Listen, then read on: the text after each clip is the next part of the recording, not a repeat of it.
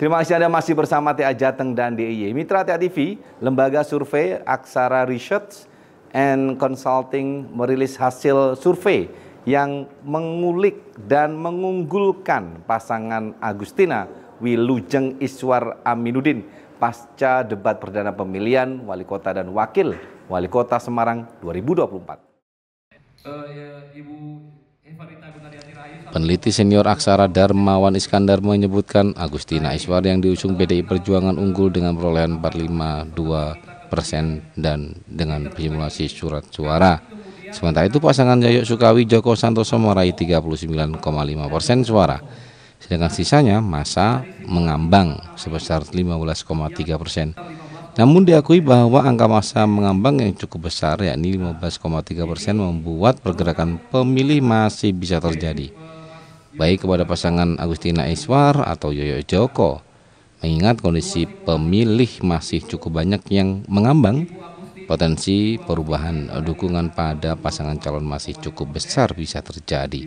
Sebenarnya elektabilitas Yoyok paling besar yakni 91,2%, tetapi abilitas atau tingkat kesukaannya rendah, hanya 61,6%, sedangkan Agustina elektabilitasnya sebanyak 76,8%, tetapi abilitasnya 97,3%. Tetapi abilitasnya ini untuk posisi wakil Iswar memiliki elektabilitas 63,7% dengan abilitas 63,7% dengan abilitas 91,5%, sedangkan Joko memiliki elektabilitas hanya 42,8%, namun abilitasnya tinggi sebesar 84,7%.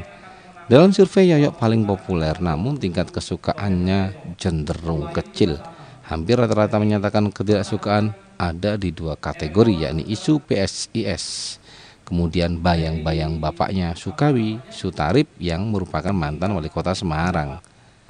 Aksara sudah 2 kali melakukan survei, yakni periode 15 sampai 21 Oktober 2023 dan 1 sampai 9 November 2024, yang menunjukkan bahwa Yoyok Joko mengalami penurunan secara statistik atau 56,8% menjadi 39,5%, sedangkan Agustina Iswar menanjak 11,4% atau 33,8% menjadi 45,2%.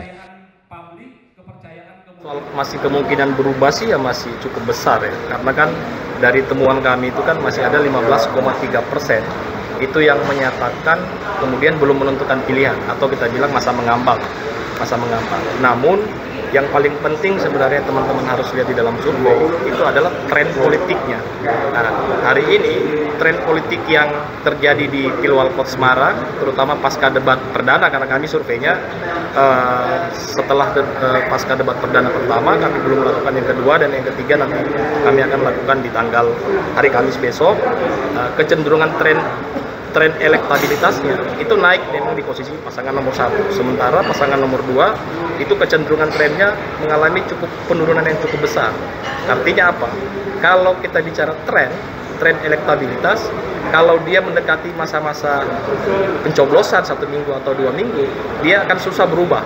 Ketika dia naik, trennya pasti akan naik, dan ketika dia turun ya juga akan turun. Nah, ini yang jadi PR saya pikir kepada calon paslon nomor 2. Hanya kalau saya kemudian teman-teman tanya apakah kemudian potensi sudah bisa membaca potensinya yang akan menang di Pilkada 27 November di Pilwalkot Kota Semarang, kecenderungannya saya bisa katakan akan menang paslon nomor 1. Survei dilakukan terhadap 400 responden berusia 17 tahun atau sudah pernah menikah yang terdistribusi secara proporsional di 16 kecamatan Kota Semarang.